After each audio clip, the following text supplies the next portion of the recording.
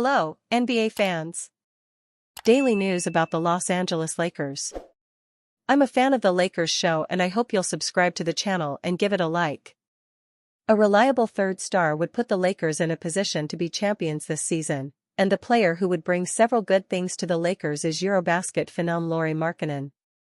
The Los Angeles Lakers are entering the 2025-26 season with a few tweaks compared to last year. The Lakers made some adjustments to their roster ahead of the upcoming season, and the adjustments are considered an upgrade compared to what they had last season. The Lakers certainly upgraded the center position, adding DeAndre Ayton, and they signed Jake LaRavia for some wing support and Marcus Smart for some defensive help. These aren't moves that likely move the needle for the Lakers' title hopes, but the expectation is that LA will do plenty this upcoming season to continue to upgrade. One move the Lakers have been urged to make is trading for $196 million All-Star Lauri Markkanen. NBA insider Rohan Brahmbhatt from Clutch Points suggests that the Lakers should trade for Markkanen. Adding Markkanen would also transform the Lakers' offensive ceiling. For years, spacing has been an Achilles heel, often clogging driving lanes for LeBron. With Markkanen on the floor, defenses would be forced to guard all five positions honestly, creating a level of balance the Lakers haven't enjoyed in years. The sheer potential of an Ayton-Markkanen pairing would shift the power dynamics in the Western Conference, giving Los Angeles a long-term identity while still honoring the short-term urgency of the LeBron era. The Lakers and Markkanen have been linked to one another for a few months, and LA may have the necessary pieces to complete the trade. What Lauri Markkanen could bring to LA. The 7-foot versatile big man would certainly be an upgrade for the Lakers, particularly on the offensive end.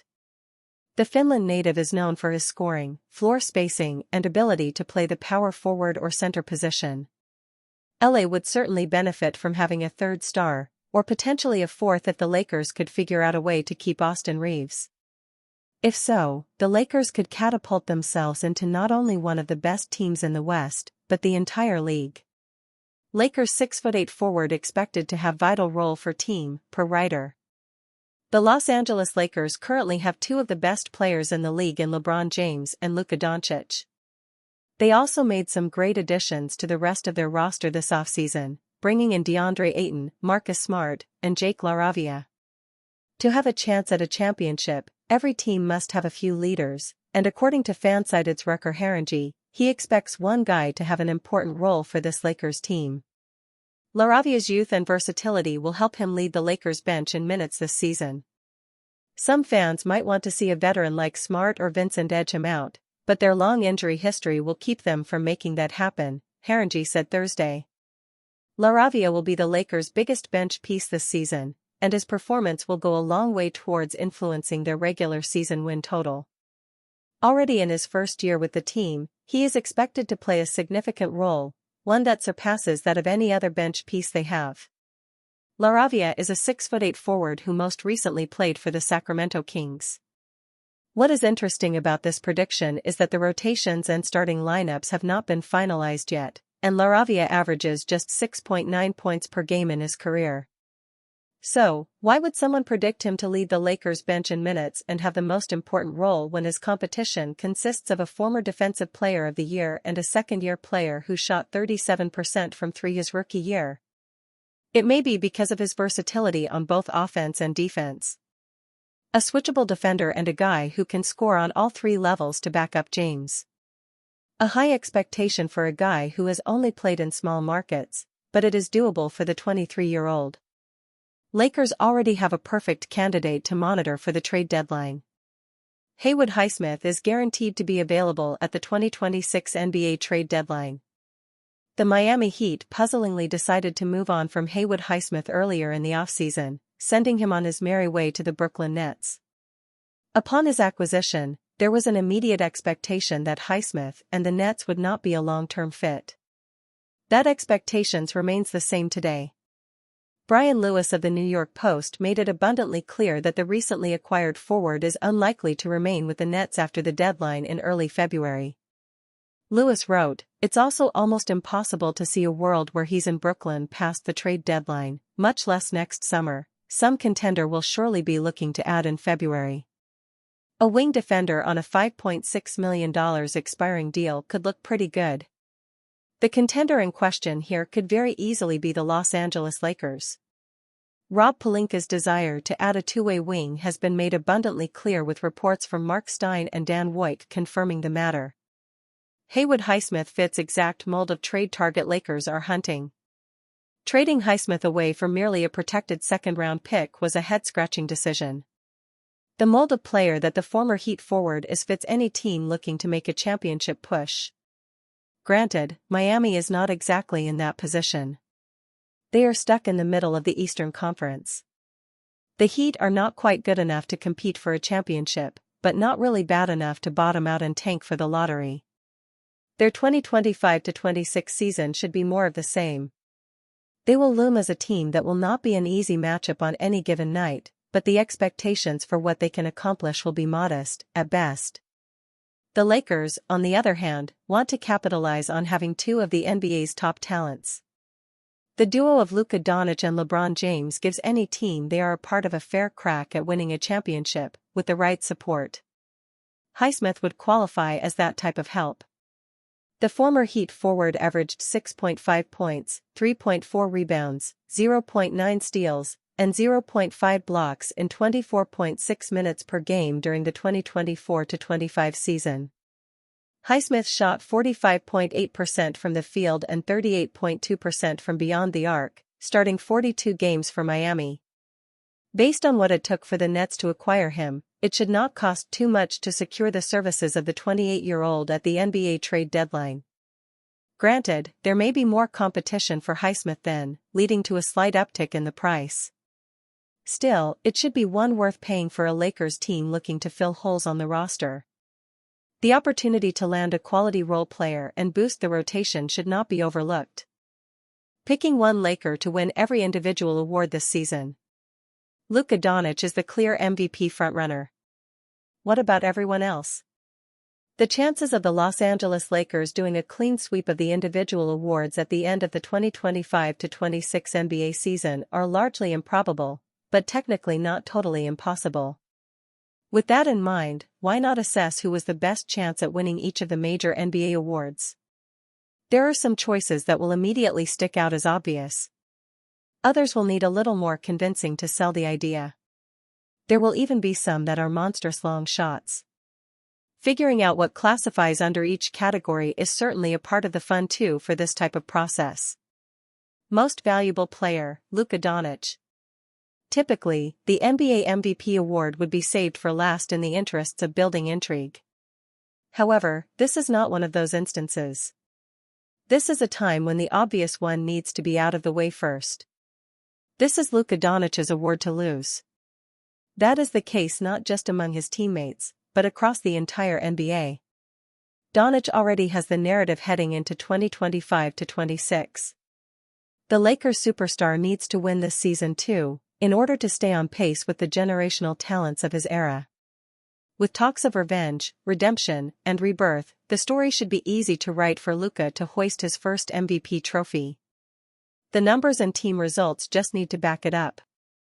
Coach of the Year, J.J. Redick. Let's get another obvious one out of the way too. J.J. Redick is the default choice for this award. The Lakers head coach garnered some Coach of the Year consideration in his first season. Redick received 5 third-place votes in the 2024-25 race. Redick will have plenty of work to do in 2025-26 to figure out how the Lakers can firmly establish themselves as contenders. His superstar duo will need to be maximized offensively. His defense will need to be reimagined. If the Lakers coach can do both things, Los Angeles should be positioned well in the standings. If, or when they are, Redick will be given a lot of credit for helping figure that formula out. Rookie of the Year, Adou Thiero.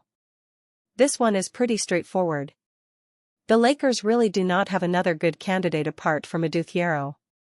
There is a strong possibility that Los Angeles fans will not see much of Thiero to begin with in 2025-26. However, perhaps the Lakers' second-round pick can prove to be further along in his development than expected. If that is the case, maybe Thiero works his way into the rotation. If expectations are exceeded enough to carve out a major role by year's end, the athletic rookie could have a chance. However, Cooper Flagg, Dylan Harper, and company provide tough competition in the category.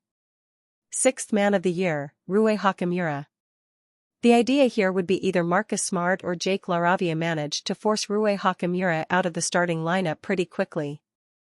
If Hachimura is allowed to operate off the bench, the mold in which the Lakers forward is built should be advantageous for this award. Sixth Man of the Year often goes to someone who can bring a good deal of offense when the second unit comes in. Hachimura ticks the boxes of being capable. Doncic should be asked to be the superstar who leads the second units more in 2025-26. Hachimura can feed off the easy offense provided, while sprinkling in his own. That is a recipe for success. Clutch Player of the Year, Luka Doncic. There is a healthy debate here between Doncic and LeBron James. Which one of the two alphas will be the one who is given the ball in the clutch and asked to deliver? Both are certainly more than capable. More often than not, that responsibility should fall on the shoulders of the Slovenian superstar. Doncic brings a similar type of killer instinct to late stretches of ball games that one would be forgiven for seeing shades of Kobe Bryant in his game. LeBron will certainly be a massive asset as well, but the offense will undoubtedly keep shifting more towards Luka. That should allow him a more definitive role as the crunch time leader. Most Improved Player, Jake LaRavia. LaRavia fits the spirit of what the Most Improved Player award should be. If the Lakers' wing delivers on upping his production in a bigger role for his new team, that is exactly the type of player who should be in contention for this trophy.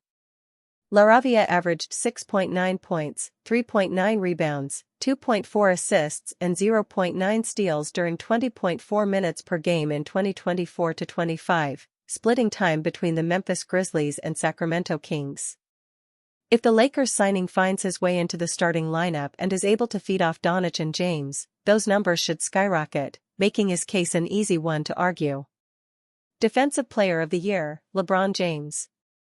People who did not watch much of the Lakers in 2024-25 are still under this weird impression that LeBron is not a strong defender. They completely missed his defensive renaissance last season. Since January 15, min 30 mpg. LeBron has the 7th best defensive rating in the entire league, 105.7. If James were to win the award, the all-time great could eliminate a major blemish from his career and forget all about the Defensive Player of the Year that was lost to Marc Gasol in 2013. It would also make him the oldest player to win the award, passing Dikembe Mutombo's mark of 34 years old. Should the Lakers unexpectedly emerge as a top defensive unit in 2025-26, James will undoubtedly be the one steering that ship. It would present voters with a unique opportunity to crown LeBron one last time with a major individual accolade. Luka Doncic must embrace the role he's always avoided. It is time to move or miss out. Luka Doncic has to start moving without the ball. It is that simple, and that important. The Los Angeles Lakers did not bring Doncic in just to run endless pick-and-rolls like he did with the Dallas Mavericks. With LeBron James and Austin Reeves sharing the floor, he will not have the ball in his hands every possession. So now the question is, can he become an off-ball weapon? Luka Doncic must evolve into an off-ball threat for the Lakers. If he is able to cut, screen and slip into space, the Lakers' offense might honestly be close to being unstoppable. This would be the kind of shift that turns a great team into a serious contender. That is a version of Doncic that we have not seen consistently. When he was on the Mavericks, there is no doubt that he ran the show. Everything flowed through him. In Los Angeles, the ball moves, and so does the system. As Jovan Buha recently explained on Buha's block, Redick wants more structure. That means built-in actions. Not just isolation or simple reads. He wants Doncic coming off pin-downs, or posting up on the second side, or being part of more creative sets. These wrinkles make the offense more dynamic, and definitely harder to guard. Physically, he looks ready. Doncic has showed up leaner and healthier this offseason. A more mobile Doncic means he can cut with purpose. It also means he can get downhill off the catch, something we saw flashes of early in his career when he was able to dunk. Doncic needs to make sure to use the tools available to his disposal. LeBron's the perfect model. He is one of the most effective off-ball players ever. If he even partially follows that path, defenses are going to have a problem. Especially with Reeves initiating some sets and shooters spacing the floor. This does not mean Doncic changes who he is. He will certainly still be the primary engine most of the time, when the offense is not flowing through him.